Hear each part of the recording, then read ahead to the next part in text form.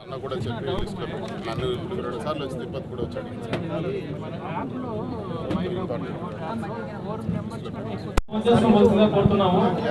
ఏదైనా సమస్యలు ఉంటే ఇక్కడ స్టేజ్ దగ్గర ఎంపీ గారు ఎమ్మెల్యే గారు ఉన్నారు, వారికి వివరించి మన సమస్యలు పరిశీలించే విధంగా ఆలోచన మనవి. లీడర్స్ అందరికీ నమస్కారం.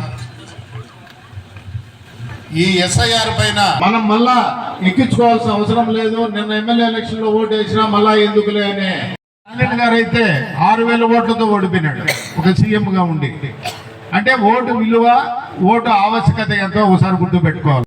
గురించి మనం ఎంతవరకు మనం కార్యక్రమం ఇప్పుడు కూటమి ప్రభుత్వం చేస్తున్నట్టు. పాత్రికేయులకు అందరికీ నా నమస్కారం. ఈ సరే పెద్దల మిథున్ రెడ్డి గారికి, అదేవిధంగా